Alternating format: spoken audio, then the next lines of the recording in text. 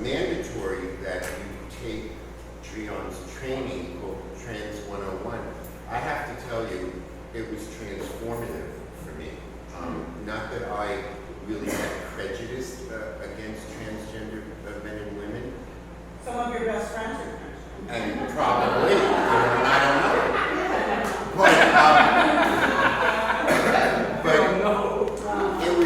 it was so moving to me, and it gave me such a sense of awareness of other people and struggles other people go through. So, without babbling on anymore, I will give the floor to you.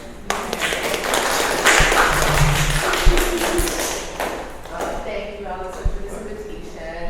For me, growing up, religion was an interesting thing for me. I had an interesting relationship. I grew up Catholic with a mother who wanted me to do my first communion, and so I had to go to Sunday school.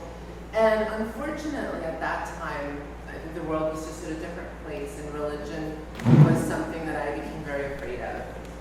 Going to Sunday school, I was constantly getting beat up, bullied, harassed, told that I was going to burn in hell for being myself. So my relationship to religion really separated. I've always felt a connection to a higher power, so I feel spiritual in my way of going through this world, but I just don't have a particular name for what that is or what that feels like. So being there with you and connecting with this community is so wonderful and such an important thing for me because of that relationship and that history. And so to see that religious communities, faith-based communities are evolving and changing and becoming inclusive and have always been. It's just, the certain churches that weren't inclusive. And so it's about finding your home. And so thank you so much for this invitation. Thank you so much, Al. And I'm so happy to be here to have this discussion with all of you. And it's really a discussion because the community is evolving and changing so much. This information continues to evolve and change and has even from 10 years ago. So this is really meant to be a discussion to talk about the evolution of identity more than anything. So as we go through the presentation today, please raise your hand, please interject. I love discussion. I think that's really when we learn, when we can share openly and feel comfortable sharing, and asking questions is really, really important if you're curious about anything or want to know. So please feel free to chat and let's make this a dialogue. I think it's really when it's the best when we can have just a discussion about what this information is. So, all righty, we'll get started. I'll sit here. I'm so sorry if I'm turning my back to some of you. You'll find this is a chatty group. Okay, good. I love that. Yes, I do these trainings for the LAPD, and for them, it's all about stone face. You ask them a question, and it's like birds chirping. So good.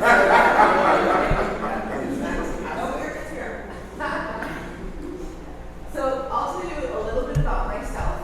People preferred gender pronouns are really important. So my preferred gender pronouns are she, her, or gender neutral pronouns, they, them. So people can refer to me as she or her, or if they're not sure about my identity, they or them. They are here for a meeting. They would like to sign up for a class, they or them instead of he or she, or making the wrong assumptions, he for me, for example. Oh, and then I also identify as a transhumanist.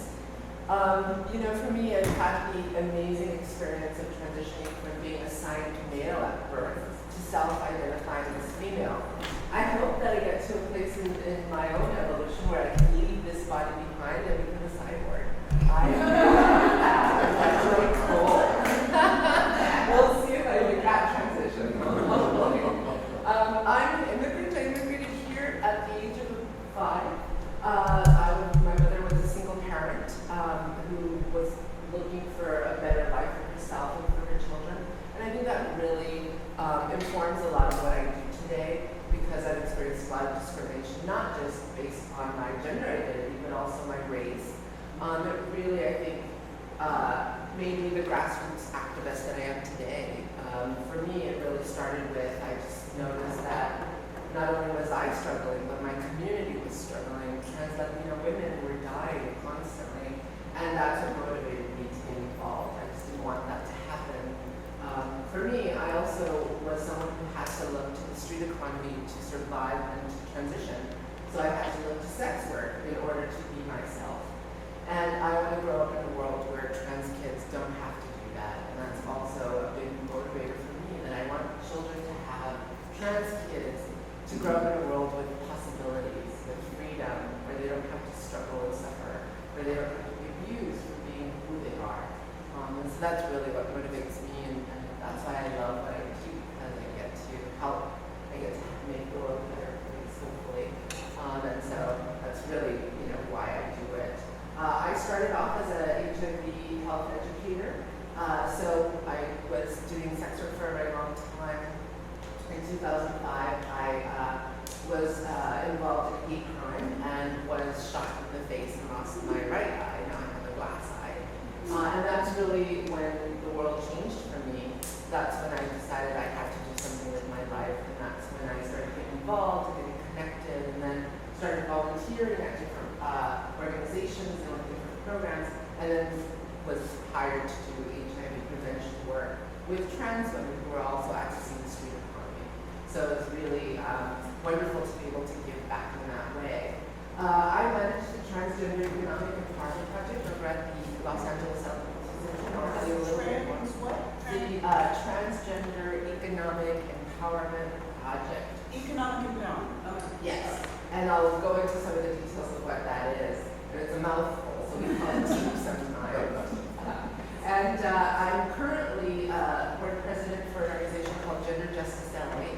It was an org started by trans people for trans people. It started off as the Female to Male Alliance, and then in 2007 it evolved to Gender Justice LA to really sort of encapsulate the diversity in the community. And I'm also a member to the West Hollywood Transgender Advisory Board. It's the first board to be recognized regarding trans issues and to be a formal board of the city of West Hollywood. So that was really an amazing opportunity. So the Los Angeles LGBT Center is probably the largest LGBT center on the planet. We currently, now we're well over 500 staff. We have a plethora of services for youth, for adults, and for seniors. So we really are able to provide services to our community members all throughout their life. I really recommend looking at our website to get a better idea of all the services that we offer. I don't think I'm even aware of all the different programming that's available at the center. We're constantly getting new programs, new funding, and so our website is really a great way to get a sense of just all the services that we offer. The program that I manage is in the Legal Services Department of the LA LGBT Center, which actually is a really good place for this program. On the surface, it's an employment program for transgender people, so we provide the case management, soft skills, resume development, cover letter development, developing interview skills, providing job leads for our clients with trans-inclusive companies. But really what it is economic health. And for transgender people, when we started this program, what we saw was that economic health sometimes was about transitioning, changing your name and gender through the courts, finding a safe place to stay.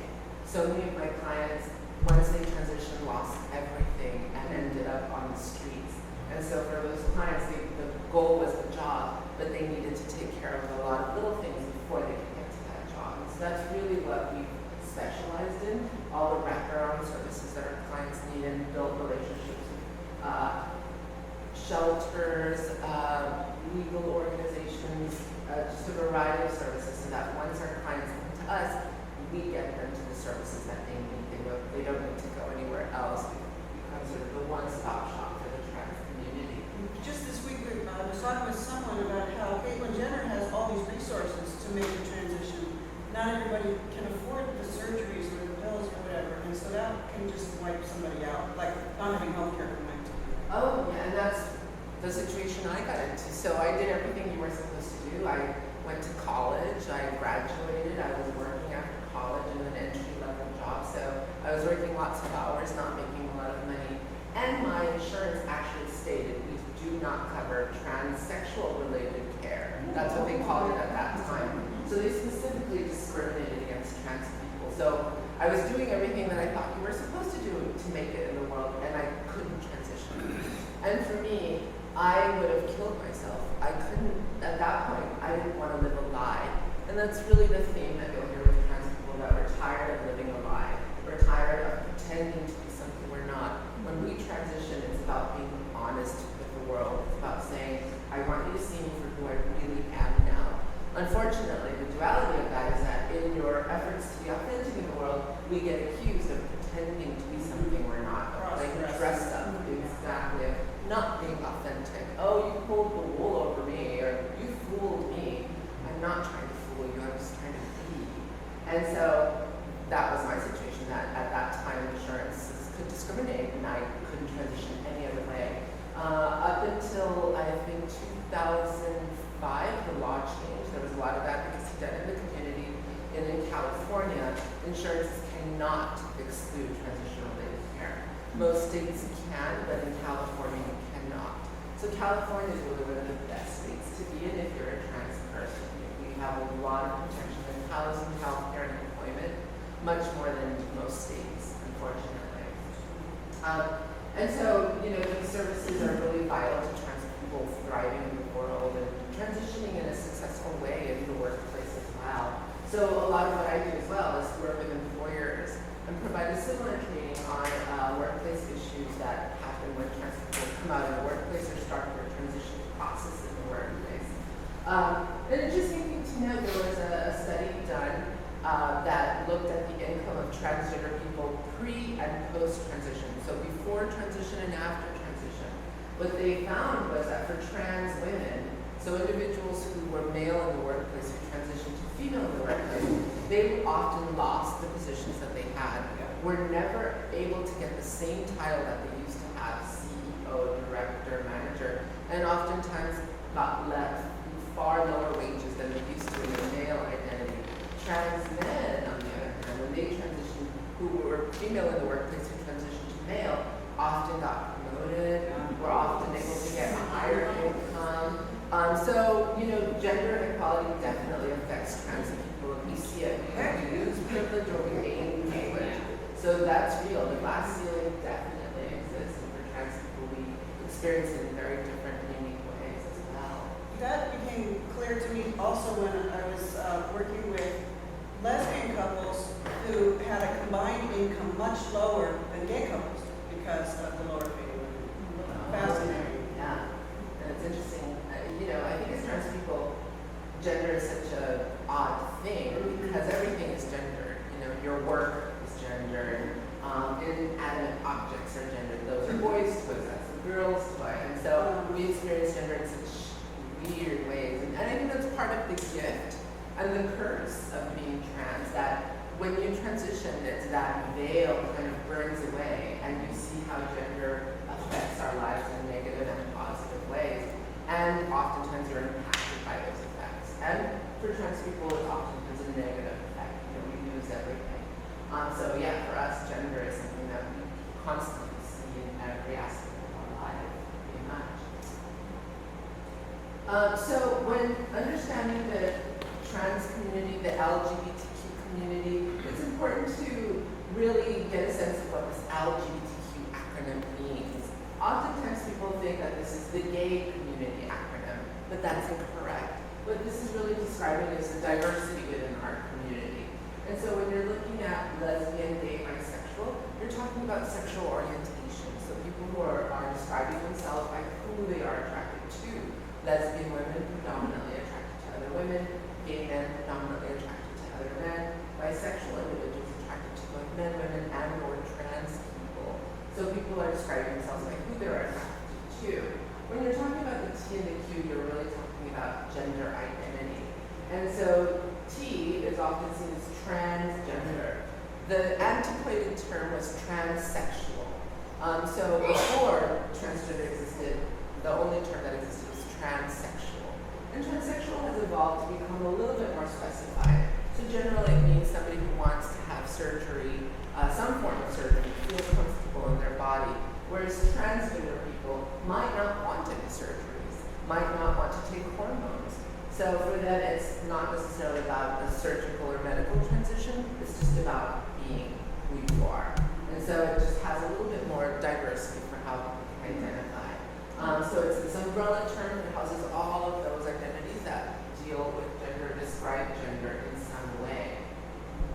When the Q is sort of the newer letter that's being added, and the Q is often for queer.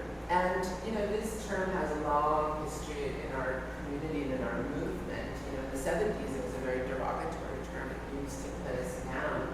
But youth in particular are really embracing this term.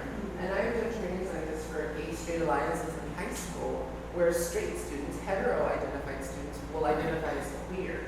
Not so much as a sexual orientation, but just as a political statement that I believe everyone should get married, everyone should have equal rights. So they identify as queer because they're straight but not narrow in their thinking. So, and that's what I love about it, that it really just opens the community up for our allies, for our family, for anybody who believes in equality. So I think there's a beautiful term, and I like how it's being re-envisioned. It's also for questioning. So oftentimes the idea is that, once, for those of us who are not trans, once we are assigned an identity, that's it. That's your identity forever. You can't ever change it. And it's similar for trans people, that once we transition, that's it. Your identity is set. You can't go back. You can't go back. But the reality is that you can. And people who are questioning sometimes have a presentation that's more feminine, sometimes have a presentation that's more masculine.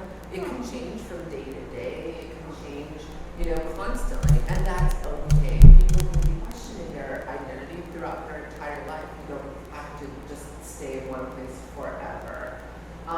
So Q, I think, is really a beautiful term as well, because it's really describing just the diversity that we're seeing in the community. We're seeing that labels and boxes don't fit trans, gender non-conforming people.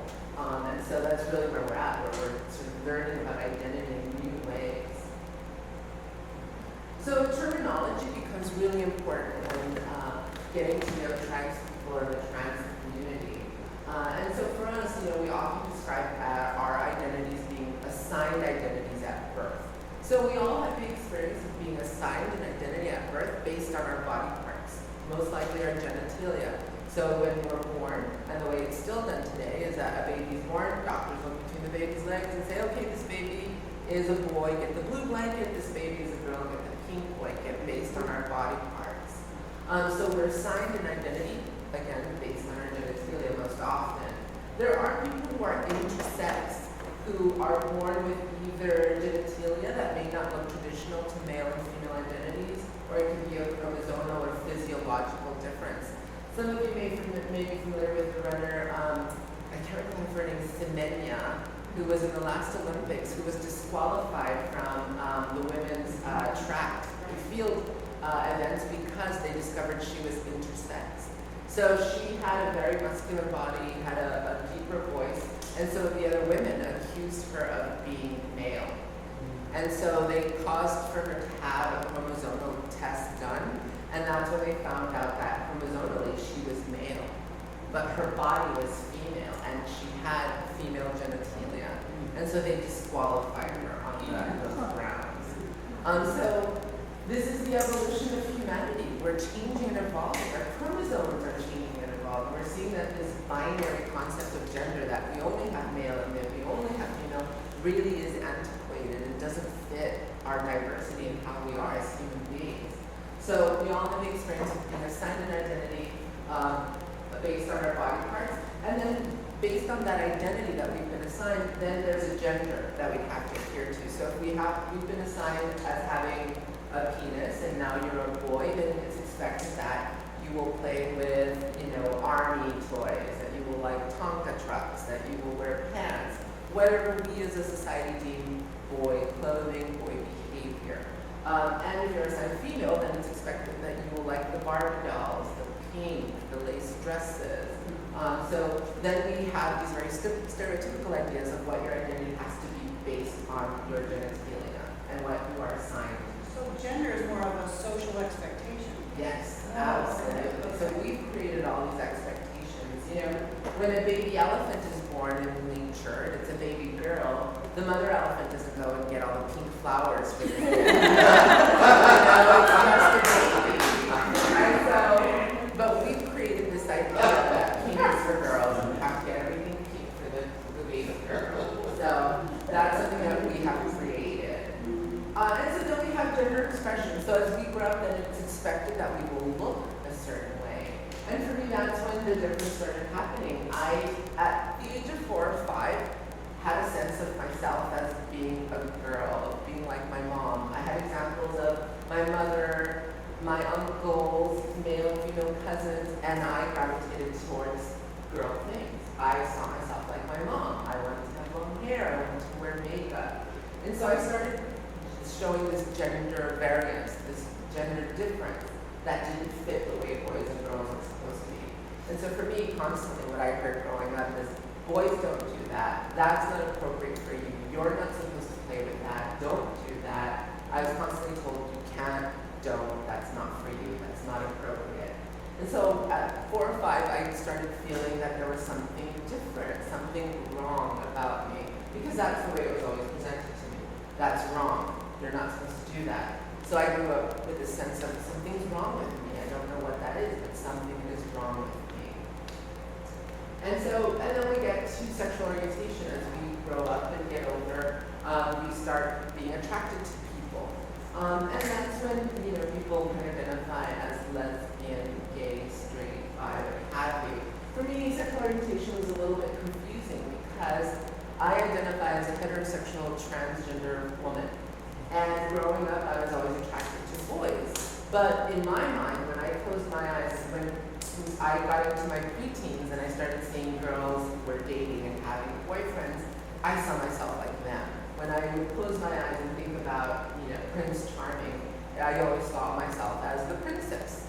And that's when I started realizing that there was a difference. In high school, I started meeting gay friends.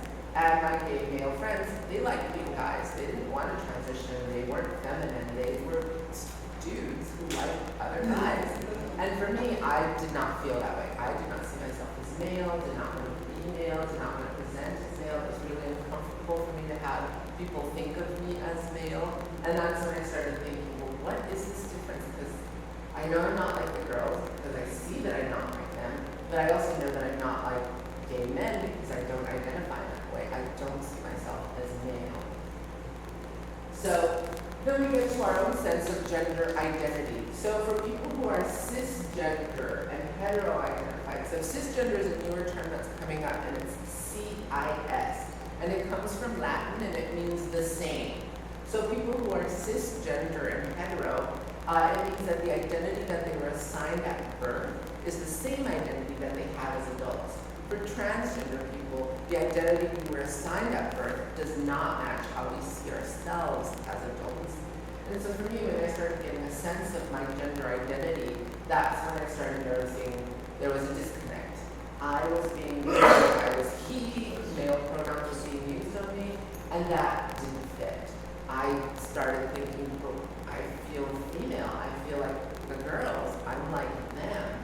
I don't know what's going on. It's for me. And at the time that I was coming up, there were no role models. There was no Laverne Cox on Orange is the New Black. There was no Chaz Bowden on Dancing with the Stars. There was no Janet Mock writing amazing books. Nothing was out there for me or for my family. The thing that I, growing up hearing, you can't do this, you can't do that, that's not for you. I grew up feeling that my mother didn't love me and didn't approve of me. And so because of that, I shut her out of my life. I knew that I couldn't pretend to be something I wasn't, and I felt that my mother, if she knew who I really was, wouldn't love me. So I shut her out of my life. I would go to school and I would be myself, and I would come home and lock myself in my bedroom and not share with my family. When I finally came out to my mother, she told me that she kind of knew there was something up. Parents know, but she just didn't know how to ask me. And when she was telling me, don't do that, don't play with that, it wasn't that she didn't approve, she just didn't know how else to keep me safe. She didn't know what else to say to keep me safe. And the only way she knew to keep me safe was to, okay, well, don't behave that way. Don't have those people pay attention to you. And so, sometimes it's just that lack of role models, lack of language that separates us from our families, that we can't communicate this to our families, and our families feel they can't communicate it to us. And so sometimes it's that lack of language that now is very resources, but people of my generation grew up in a world that did not have any of these things. And so we all have these components to our identity. We were all assigned an identity at birth. We all had to adhere to a gender growing up. We all have sexual orientations. We're attracted to people, or we could be asexual. And then we all have a sense of who we are, our own internal gender identity. So we all have these components, but for trans people, because we go through a transition, it looks different. And it becomes something that's very public, that people get to see and get to come along the journey with us, whether we like it or not. And so when we're talking about transition, this is really what we're talking about. So thinking about our identities as in a continuum is great because it really helps to define the binary. So the concept of the binary. So what happens is, a baby is born, let's say it lands in the middle. Doctors look between the baby's legs and say, okay, this baby has a penis, it's a boy. This baby has a vagina, it's a girl. So now, once you've been assigned male at birth, it's expected that you'll grow up and to have a gender identity that's masculine. It's expected that then you will grow up and dress in boys' clothing. It's expected that then that boy will grow up and be attracted to women. That's the heterosexual model. And so you can see for cisgender people, these things line up. Same for the heterosexual female model, those things line up. For lesbian, gay people, it looks a little bit different. Generally, for somebody who's gay, for example, these things line up. So they are assigned male at birth based on their body parts. They grow up and they hear the male pronouns and they say, yes, that feels good to me. I see that I like my father. He gets male pronouns. That feels good to me. That's how I am. When they start getting the boys' clothing, that feels good to them. Yes, I like the overall pants, what have you. The only thing that changes is that when their attraction comes into play, they're attracted to people of the same sex and or gender. So the crossover happens in sexual orientation. Same for lesbian women, the crossover happens at sexual orientation. All of these things line up. For people who are bisexual, the same. All of these things can line up, but they land in the middle. So they're attracted to both men, women, and or trans people. When I've done this training with others, I hear from, most often from women, that they relate to the gender expression. That growing up, I've heard from lots of women that I was a tomboy. I didn't want the lace, I didn't want the pink, and so they ask, so am I trans? And it's like, maybe you are. Maybe you are. We all, again, have these differences that we can express, but we grow up in a world that tells us we can't. We have to be this very specific way. So we all have these components that can change for all of us, all throughout our lives. There are people who see their identity as a circle and not as a continuum. So for them, they feel like their identity is constantly going through transition, evolving, changing. So it's different for everyone. If you ask a room full of transgender people, what does trans mean to you? You'll most likely get a room full of answers. So the most important tip when dealing with trans people is to let trans people tell you what their name is, pronoun, identity, instead of assigning them one based on our perceptions of them. So for someone like me, for example, I feel I'm presenting in a feminine way. But, I never know. I go to a restaurant and because I'm tall, because I have broad shoulders, somebody will say, oh, well, that's a man who's dressed as a woman, so I can use male pronouns on them. So I get called sir sometimes. You Just do? He glances at me, my hair is pulled back, I'm tall, the whole thing. I love it. That's great. See, we're all trans a little bit. Okay, that's the future, I think. And so, when we're talking about the transition process, this is generally what it looks like. So for someone who's a transgender woman, someone like myself, it would be somebody who's had the experience of being identified male at birth.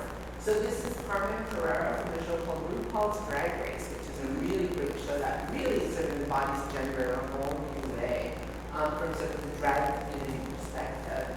And so Carmen, when she was born, she was identified male at birth. When she was on RuPaul's Drag Race, she was identifying as a drag queen. So you can assume that she identified as a gay male who would dress in women's clothing for the performance, for her job, to go out with her friends.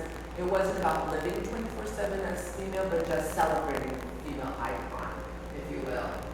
And so she would be in the middle of sort of her transition process. After RuPaul's Drag Race, she came out as a transgender woman and started living her life as female. So you can see her evolution was from being assigned male at birth to transitioning to female as an adult. For trans men, it's a similar transition except in the opposite direction. So for somebody who's trans male identified, they would have been identified female at birth, again, based on their body parts. This individual is an Olympic athlete and had a very illustrious career as a female athlete.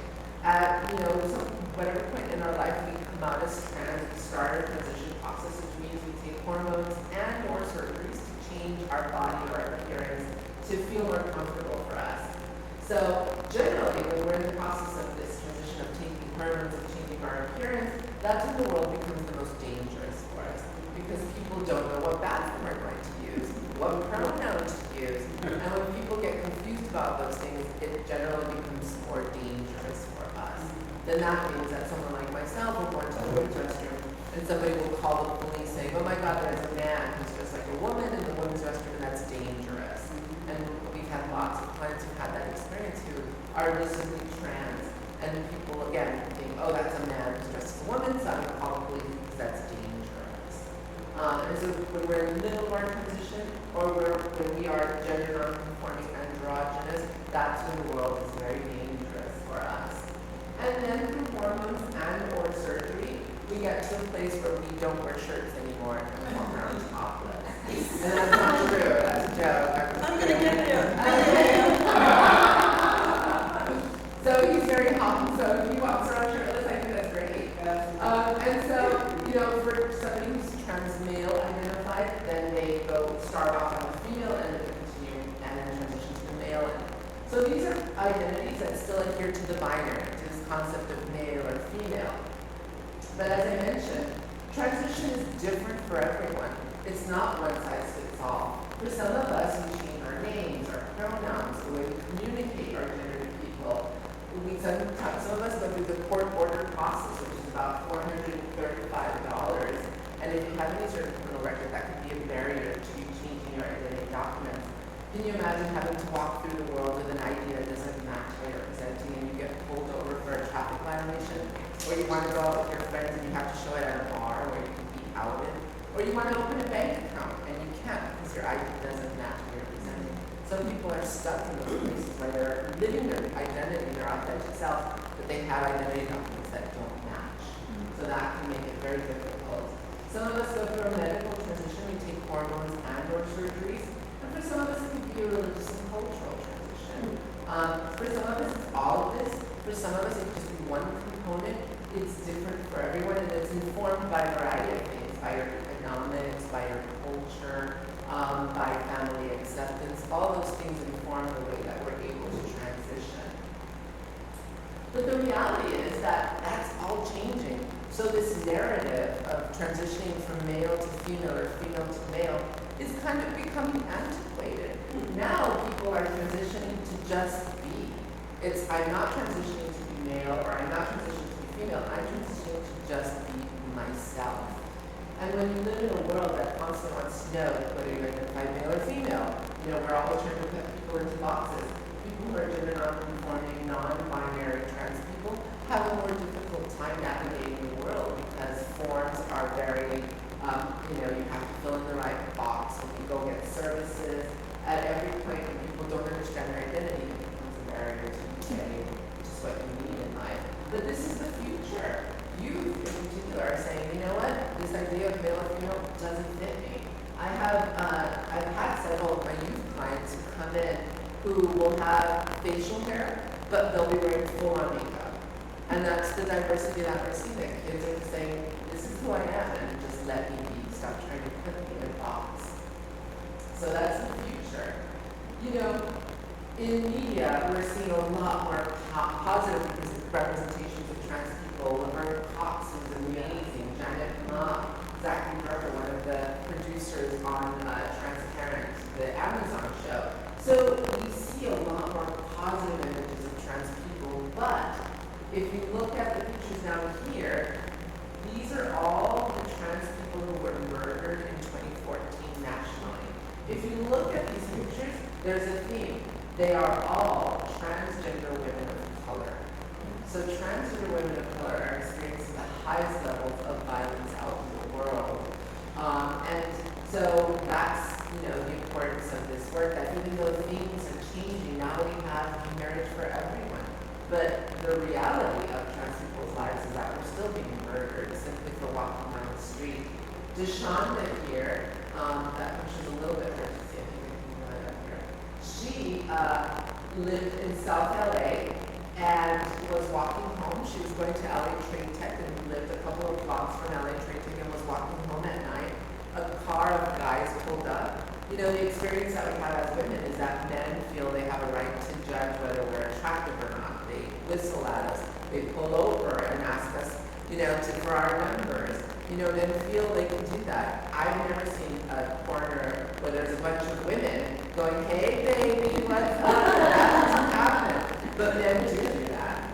And so for trans women, that can become a very dangerous situation. For Deshonda, this car of men pulled over, probably thinking she was an attractive woman.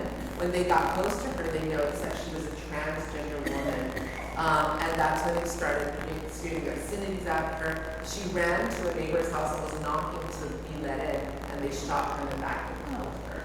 Just for being a trans woman. She's going home. She's minding her own business.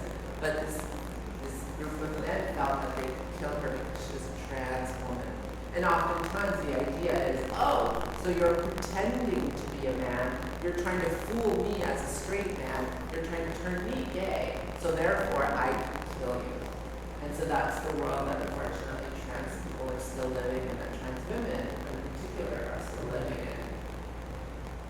So oftentimes trans people get caught in the cycle of poverty and homelessness. So we come out as trans and our families tell us, you're not going to be who I want you to be. Get out of my house. You're no longer part of this family.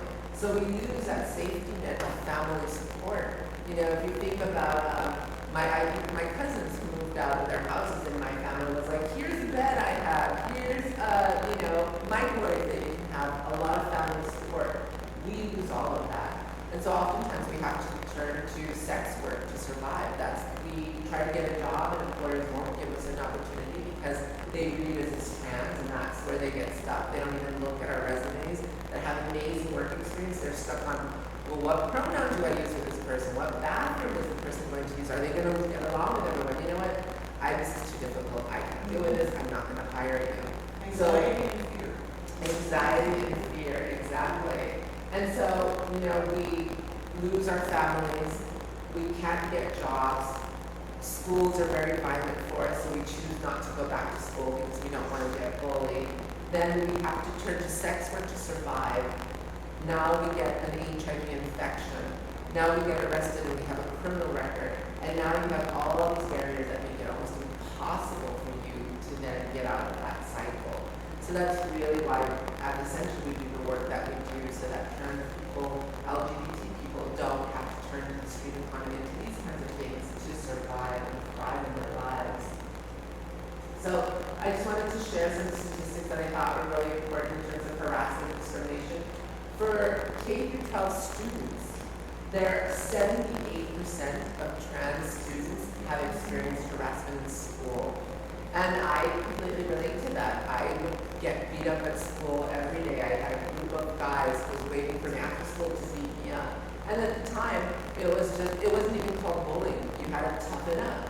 Become a man. You have to man up. Don't be a sissy then. That's what I kept hearing. Well, you have to man up then. I was never going to be the butch kid who played football. That just wasn't who I was. So I just had to endure that. But I had a client who is in his 60s who only got an elementary school education because the bullying was so difficult for her in her home state that she just left school. She ran away from home and left school because it was such a violent place for her. So education can sometimes be very difficult for us. In employment, we have double the national average rate of unemployment. So if you think nationally we're at 9%, 8% unemployment, it's 18% higher for transgender people. 47% of individuals who have reported have been fired due to transition or to being identified You know, when we become homeless because our families no longer accept us, and we lose our job because we're coming out of work, now we try to get into a shelter. More than half of trans people who were trying to access shelters were denied access to a shelter because of their trans identity. So shelter staff doesn't know, well, where do I put a trans woman? Have you had bottom surgery?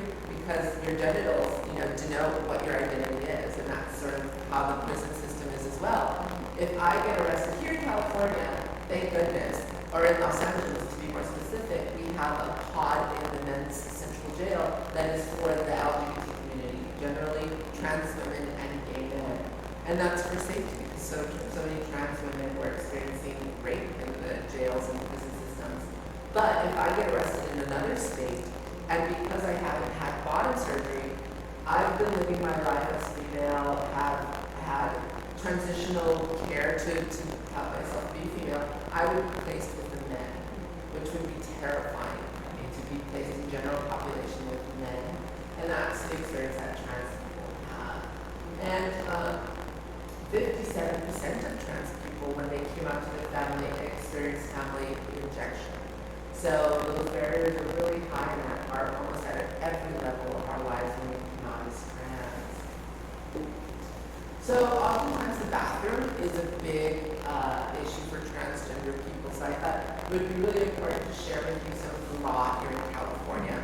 So what I like to ask people is, how many of you have had to prove that you had a penis or a vagina before you went into a restroom? Has anybody ever had to do that? And it sounds kind of ridiculous, right? But for transgender people, that's how we're constantly going through life. People are assuming what's between our legs, so they feel they have a right to tell us what bathroom we can use based on those assumptions. Here in California, what the law says is that you're able to use the restroom that's in alignment with your gender identity. So nobody has to prove what's between their legs. You go into the restroom that you identify with. So if you identify male, you go into the men's restroom. If you identify female, you go into the women's restroom. That's the law.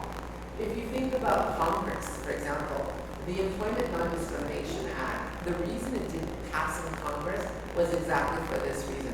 Congressmen were talking about, well, should we have genital verification for trans people? Should we have an ID that says this person has a penis or a vagina so that they can go into their in Congress? This was the discussion. So the Employment Non-Discrimination Act did not pass because people got caught up on genitalia. So, we have a long way to go. We're getting there, but still a lot more education and understanding needs to happen. Trans people experience a lot of criminalization. Oftentimes we're seen as every one of us being sex workers. Many of us in the community have the experience of cars that pull up next to us because they assume we're doing sex work, or they assume that all trans people are easy and we're just ready to do a sexual favor if you come up to us. That's often a misconception. So police will assume that if we're walking down the street, we're doing sex work. And they'll harass us, they'll pull us over, want to know, what are you doing here? Do you have condoms? Are you working?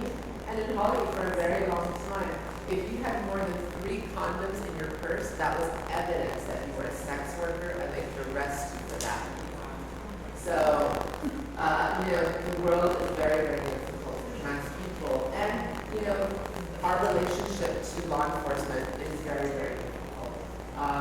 Most people 46% of people are uncomfortable accessing legal services, going to the police to report any crime or violence that they've experienced.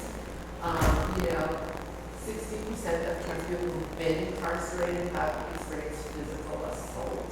50% sexual assault. So those are incredibly high numbers. So oftentimes the barriers that we face are due to the level of transition that we're able to have. So passing, meaning that people read my identity as female and I go throughout my life and people honor my identity as female. Getting clocked, meaning that I go to a restaurant and somebody says, how can I help you, sir? So somebody's clocked me. Somebody is, being either, purposefully rude and want to help me, or they just don't know how to address me. And legal documents as well. If we have to walk around with IDs that don't match, it can be very dangerous for us. So let's talk about gender normative privilege. And when we're talking about privilege, we think about, owning a big house and, having a fancy car. But no, for trans people, we're talking about the basics. Who wants to read the first bullet point for me?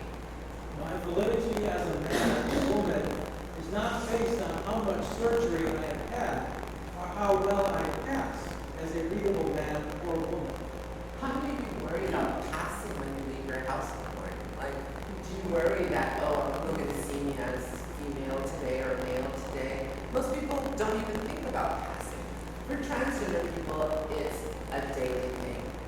To this day, I've lived as trans for more than half my life now, and to this day, I still have the experience of, at the center, I'll be going out to lunch, and I have the experience of a guy, who stare at me walking by and say, oh my God, that's a man, that's disgusting, and screaming it out for everyone to hear as I'm just walking down the street to go get lunch.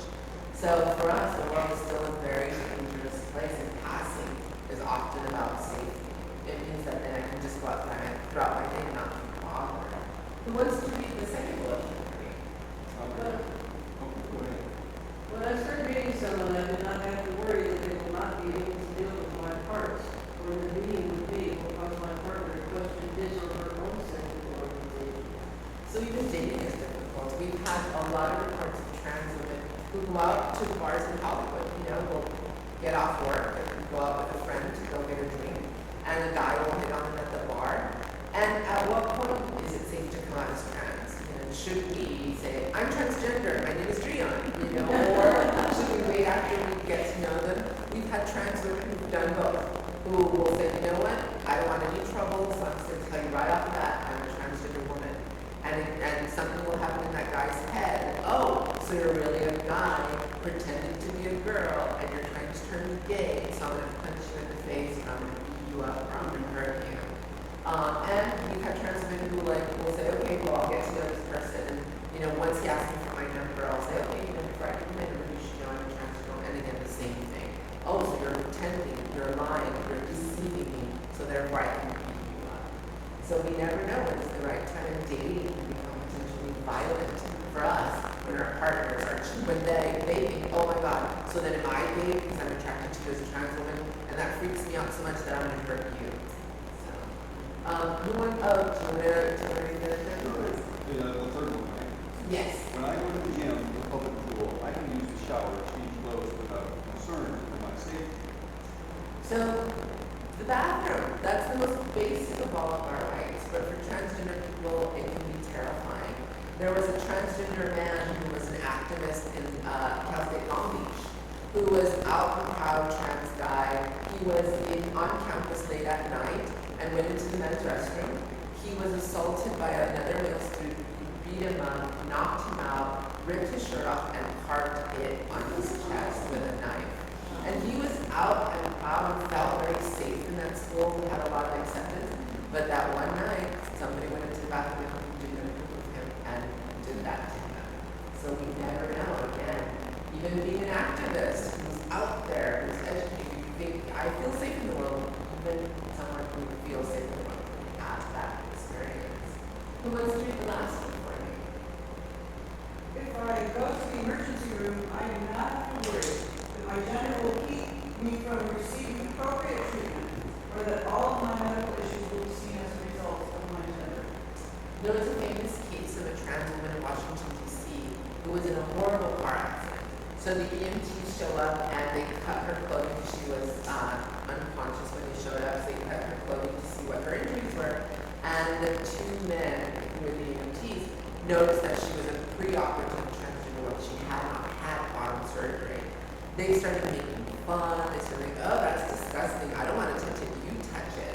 They left her lying for about 20 minutes. Finally, they put her in an ambulance and took her to the hospital where she was pronounced dead. This caused a big hoopla and an investigation to happen, where they noted that had she been taken to the hospital immediately after the accident, she would have survived. They basically let her bleed out on the street and killed her. So we never know, even going to a doctor or getting medical assistance, how people will react to us when they find out that we're trans.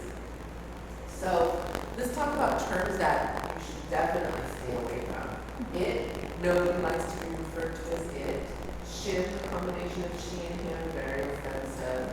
Tranny. Tranny has a long history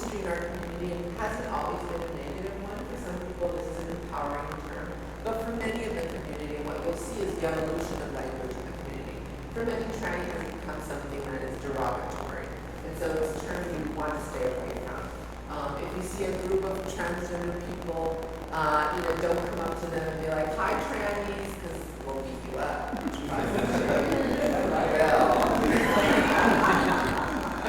And transvestite, that's a term that, again, an antiquated term. So now the correct term is cross-dressing. So what you'll see is the evolution from being assigned an identity from a mental health profession to being self-identified, to claiming my identity. Instead of being an assigned identity, I'm claiming it for myself. So people from within that community have self-identified as cross-dressing. He, she, another term that's very derogatory. Hermaphrodite, another antiquated term. Now the term is intersex. Hermaphrodite implies that people have both fully developed sexual organs, and they don't. They have components of both. So intersex removes that fetishizing, sexualizing component. And she now really comes from the porn industry and again very sexualizing, fetishizing trans people. So terms you want to stay away from. So how can we be allies to gender non-conforming trans people? Well, the best thing that we can do is to not make assumptions about anybody's identity. At the Legal Services Department, we ask everybody who comes to our door, regardless of how they look, whether they look trans or not, we ask everybody, what is your preferred name? What pronoun would you like us to use? And then people will tell us. We have people who come who are early in their transition, and this is the first time that they get to name their identity, to say, I'm trans, to come out. Whereas if we made the wrong assumption and assumed that somebody who, even if they present in a very masculine, traditionally masculine way, if we make assumptions, then that can close the door for them. They would be maybe either afraid to come on as trans or feel that they wouldn't be accepted. So we leave it open so that everyone knows that whatever your identity is, we honor it here. So don't make assumptions. That's the number one thing. Don't assume that somebody who's trans is lesbian, gay, bisexual, or straight. Again, gender identity, sexual orientation, different components of who we are. So you can't make the assumption that somebody who is trans is gay because we're part of that LGBTQ acronym, or that we're straight. There's lots of trans people who are lesbians, lots of trans people who are gay, lots of trans people who can be bisexual. Even our sexual orientations are evolving and changing. Now we have pansexual, so people who are attracted to energy instead of body parts. I've heard somebody who's pansexual say, I'm attracted to nice people. That's it. That's where I'm attracted. It's not about body parts, it's not about gender identity, it's about your identity. If you're a nice person, then we can date. So that's right. That's nice. I also heard sapiosexual, people who are attracted to smart people.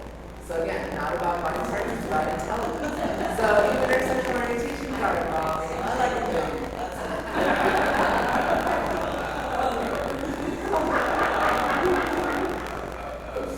And when you're not sure what pronoun to use, get comfortable with gender-neutral pronouns, they or them. It sounds grammatically incorrect, but more and more people are using those pronouns. So they are here for their appointment. They would like to join our congregation. They would like to get a schedule of events. So they or them instead of he or she. And it's always okay to ask somebody if they have a preferred name or pronoun when you're not sure. So if you meet somebody and you're not sure what their identity may be, and you don't want to make the wrong assumption, again, you can use they or them or the person's name. Drion is here for the meeting. Drion would like to join the congregation, what have you. Or you can ask somebody, but just make sure that you do it when it's private and you're not potentially embarrassing someone. You can say, I want to make sure that I'm using the correct language when I'm addressing you. Do you have a preferred name or pronoun that you would like me to use? And then I'll tell you, oh my God, thank you so much for asking. Yes, my preferred name is Drion and I use female pronouns, but I'm early in transition, so thank you so much for asking.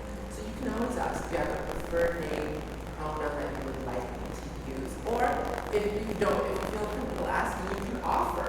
You can say, my preferred name is Drion and I use female pronouns. Do you have a preferred name or pronouns that you use? That's a quick way of turning it around and you're not putting the person on the spot, but you're offering. This is my identity, what's yours? So that's sort of friendly way also of doing that. If you make a mistake, it's better to acknowledge it, apologize, and ensure the person moving forward that you'll use the right pronoun. You know, for us, when somebody uses the wrong pronoun, it's like the room went silent. So if I'm somewhere and somebody says he, trust me, I've heard it, and I'm sitting there going, like, oh my God, they just called me he, who knows? So I would sit with that. So if the person doesn't apologize and just lets it go, I am spinning in my head with that, like, oh my God, do I address it? Do I say something? Do I not? Do I quiet? Do I even hear? And so the best way is to just, so if you're working with me and says he, to me, the best thing would be to just say, oh my God, I'm so sorry. This is very new for me. So I'm so sorry that I used the wrong pronoun, but moving forward, I'll make sure to use female pronouns with new ones, and I'm so sorry. Just apologize, let people know where you're at, that this is very new to you. We've done this before. I've come out to my parents, to my coworkers, so I'm used to people making mistakes with the pronoun early on. So we get that. There's a learning curve. So just as long as you show that you're making an effort to use the correct pronoun, that makes all the difference in the world. Just again, showing that you're an ally. So never ask transgender people how they have sex or you know, that seems pretty obvious, right?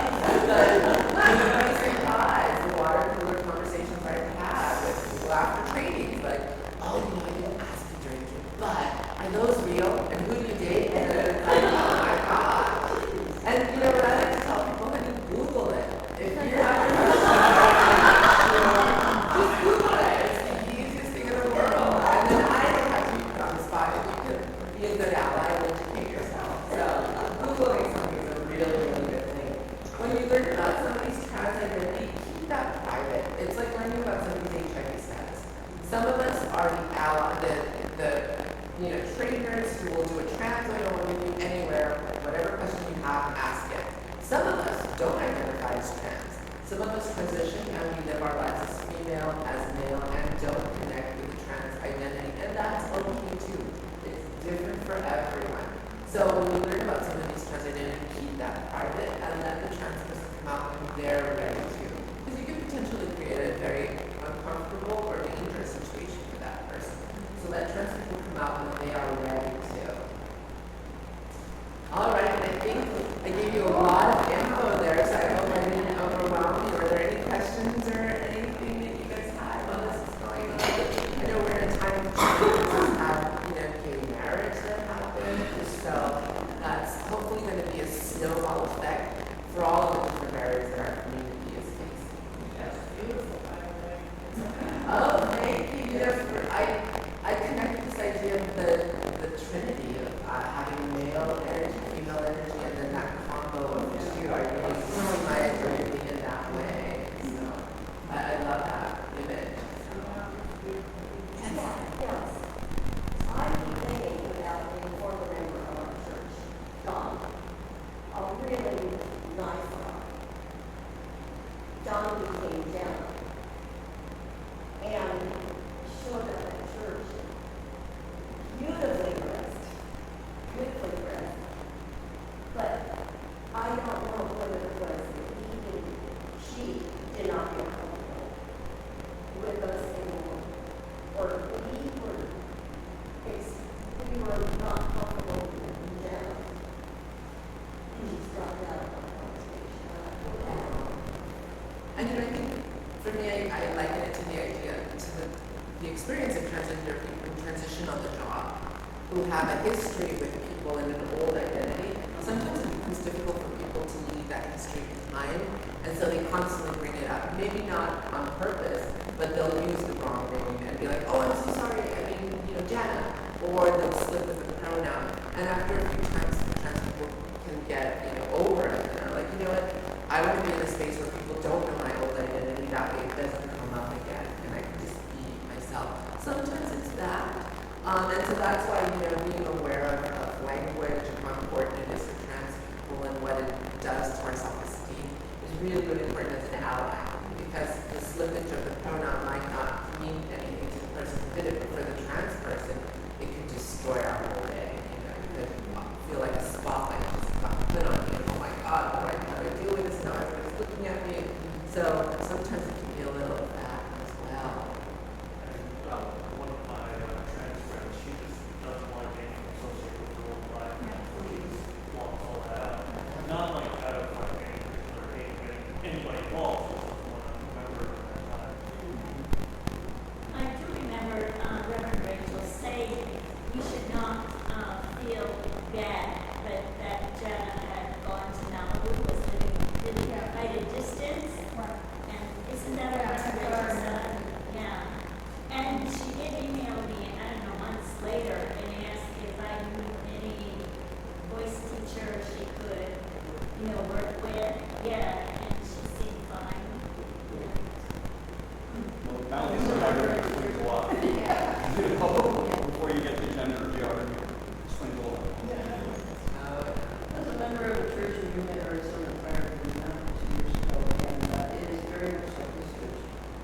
There's a member who I got to know is Nathan, and I'm still humbled that Nathan shared with all of us what he was going through at the time he was only 42. And like you said, he tried to live a normal life, normal everything, and just rooted himself. I know Nathan is on the East now. I don't even consider Nathan anymore. I don't ever make the pronoun to say it's always she, I think it helped us a lot that Nathan felt comfortable sharing, this is what I'm going to do. You were going to start knowing me as East. And initially I made a few mistakes because I got to know this person as Nathan. He was okay with that.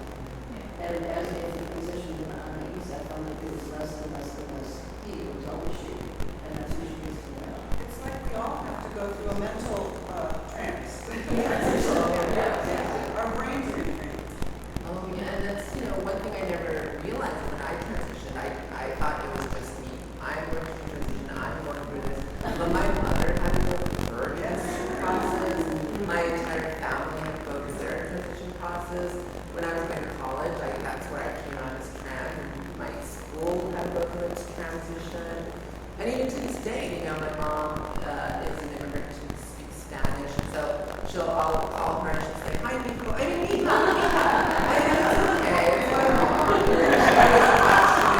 In the old identity, so it's okay, for our family, I think we have a special relationship. We know that our family has built a relationship with who they thought we were, and so sometimes it takes a little while to connect to who we are, and that's okay, as long as we know it's done with no malice and love. Did you want to say something? Well, I'm curious about whether there are any statistics. I know like LA Unified has an office now that helps trans kids work with their issues. How often does it come up? How many kids? It's coming up more and more, and what it is gender non-conformity. So you are saying, I don't want to be a boy or a girl, I just want to be me. I did a training for an elementary school where a majority of the girls, the parents started freaking out because the girls started presenting in a more tomboyish, masculine way. Like the girls started wearing jeans and like baggy clothes. That's just what they like, and the parents were freaking out. Oh my God, what's going on with the girls? Why are we dressing this way? You are saying, you know what? Those 50s ideas about what women have to be and men have to be and being a proper young lady or a proper young man are being blown out of the water. Kids are saying, I'm just me, and that's it. Maybe today I want to wear a dress, and maybe tomorrow I want to wear pants, and that's okay.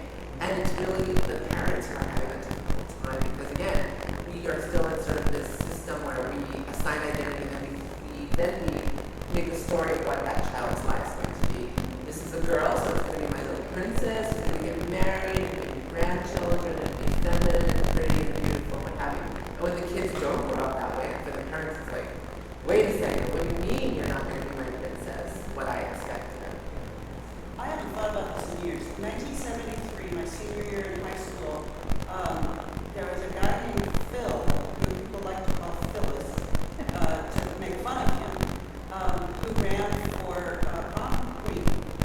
And I think he did it kind of as an in-your-face thing, People voted for him, number one, because they liked him, and was his friend, to say in your face to the system that was still doing the prom queen thing. There were a lot of women who were pushing back on this whole thing of gender expression and cultural expectations. He won, and the administration wouldn't let him serve as prom queen. I had not thought about this. 1973. Wow. So I should have a label for Phil for, breaking through those walls.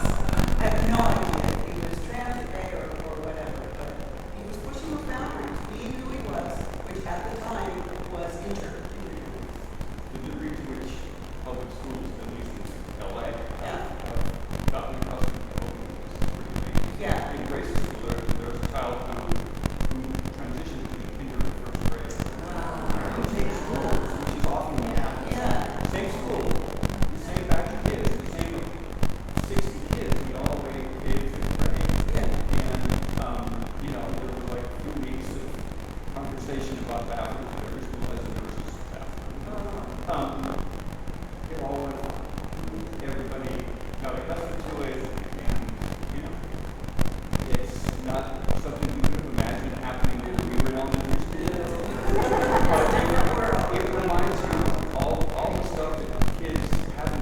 built up in a way